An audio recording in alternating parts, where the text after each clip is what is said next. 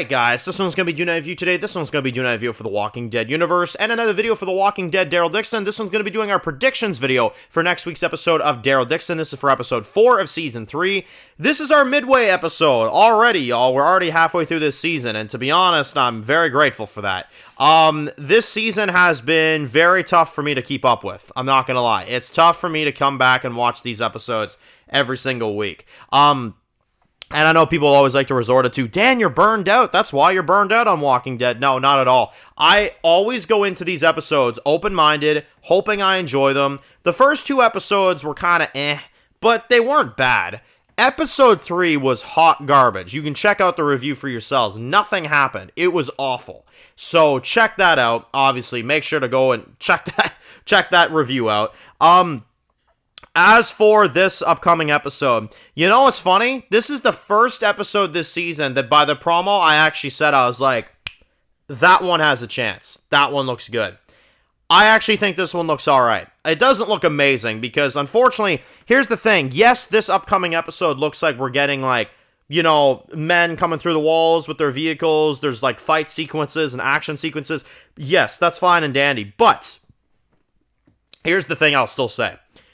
You know what makes action sequences earned on TV shows? Is when the writing is compelling and the story is good, and then an action sequence breaks out as a result. If you don't have a good established villain, if you don't have good writing before or in between or after those action sequences and those intense moments, I'm not going to care about the action. You know what I mean? It could be there for the thrills, but it's story-wise, it's not going to make a difference. And the King of Spain is a trash character, and I'm not enjoying him at all. So to see this happening here, I think it's the King of Spain that's coming through with his men. At least I'm pretty sure it is, unless it's just something else entirely. Could be, honestly, and if that's the case, maybe we just wasted time on the King of Spain. That could also be. It wouldn't shock me at this point. But yeah, this episode, while it looks entertaining, it definitely looks entertaining compared to the other episodes, I still don't think this episode is going to be all that exciting when it comes to the overall story, because yeah, you'll get action sequences, yeah, you'll get some fights. It'll probably be the best episode of the season so far, I would assume, because it doesn't look boring. It looks like at least something is going down, but it's like they haven't given me a good written story for them to earn that, you know, action fest, you know what I mean? And an action fest without good writing is not that good to me. You know what I mean? It's got to be earned, good storytelling, good writing, and good villains, good stuff like that. And then you get a fight sequence, and you're like, yeah, that's good. You know what I mean? That's really good, you know? But if it's not, like, okay, who cares? You know? Like, for example, there was a massive action episode in last week's episode of Peacemaker, but the story is so good, and the characters are so developed and layered right now, that I was like, oh my god, this is so cool, you know? With this, I'm like, this is literally just the King of Spain friggin' off, driving off, and then what, he comes back this episode, or is that a whole other group? I don't even frickin' know. But it's really lame. This is our mid-episode for the season. This is our midway point for the episode for the season. I mean, this season, I've been very vocal about it. I don't like it. I don't like it at all. Like I said, it's boring the first 2 episodes, and it's awful in the third one. Like, that's not a successful season for me. Dead City started way better than this. I mean, it's not even close with season 2. And I don't like that season that much either, but at least that one started off with a little bit of promise, you know, with Bruegel and everything.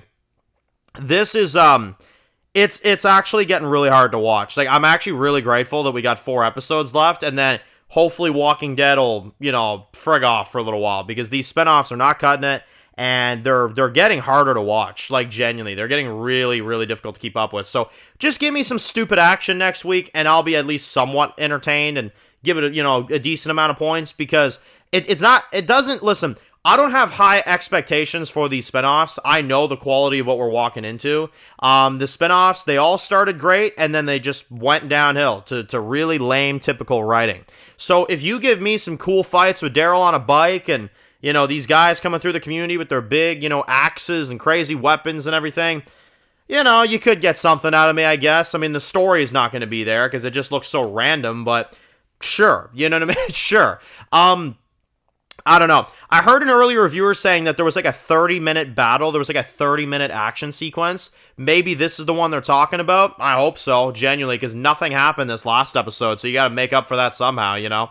But yeah, that's where I'm at. This episode, look, it looks entertaining, but I can't say writing-wise it looks great. It just looks like a typical action fest. So we'll see what ends up going down. I'm sure the cinematography will be great. But again, it doesn't matter, you know. One of my least favorite stories of all time is The Last of Us Part 2. And one of the reasons that I don't like it is because of the story.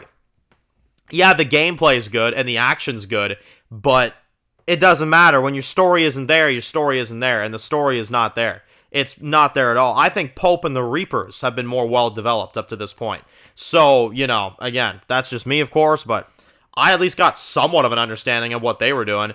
These guys, I genuinely don't know what the deal is. Like, I don't know what's up their ass. I really don't. So, anyway, let me know your thoughts. Post your comments down below, guys. And if you're new to the channel and you enjoy videos like this, make sure to click subscribe so you don't miss any of the videos. Make sure to follow me on Dan's Reviews Official on Instagram, guys. And, of course, I'll see you guys really soon for more videos of The Walking Dead universe. Enjoy the rest of the day, guys, and peace out.